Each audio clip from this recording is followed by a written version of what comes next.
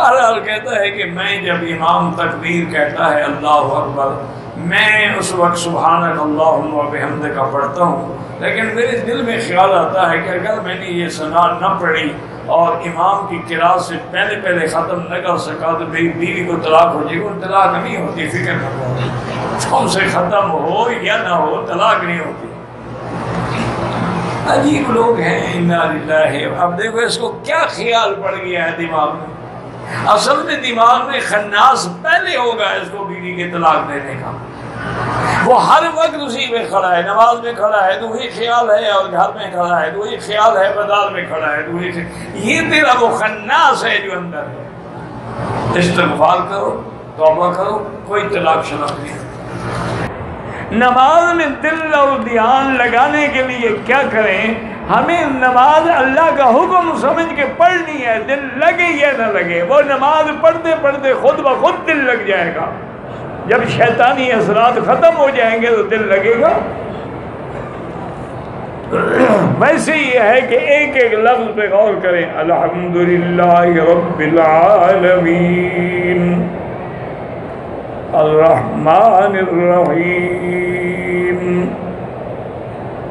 مالک یوم الدین، ایک ایک حرف پہ غور کریں، اور پھر دل میں خیال ہو کہ مالک یوم الدین، وہ یوم الجزا، بدلے کا مالک، میں نے اس کے دربار میں پیش ہونا۔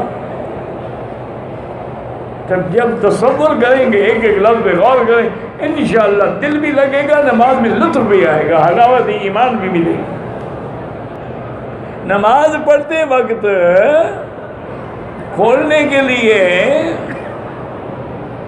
ٹخنوں کو کھولنے کے لیے پینٹ لپیٹا جائے، پہلے ڈھکے کیوں جائے؟ نماز ہو یا نہ ہو، ٹخنوں کا ڈھانپنا تو حرام ہے۔ ویسے ہی یاد رکھیں کہ پینٹ پہننا جو ہے یہ کوئی اچھی علامت نہیں ہے، ایک ہے مجبوری، کمپنی کا آرڈر ہے، نوکر ہے، ملازم ہے، کوشش کیا کریں گے بچیں۔ اور یا پھر ایسا کیا کریں کہ جیسے ہمارے برونائی والے کرتے ہیں نا، ملیشین کرتے ہیں کہ اس کے اوپر ایک نماز کے وقت لنگی باندھ لیں تاکہ صحیح نماز ہو جائے۔ اللہ نے سطر کے لیے بنایا ہے نا، پینٹ میں تو ٹانگیں الگ الگ ظاہر ہوں گی، سطر کہاں رہا؟ پینٹ پہننے سے دو ٹانگیں کٹھی رہتی ہیں، الگ رہتی ہیں، تو سطر تو نہ رہا نا، ٹانگیں الگ ہو گئی۔ خاص طور پہ عورتوں کی اگر ہوں تو انا للہ و انا الیہ راجعون۔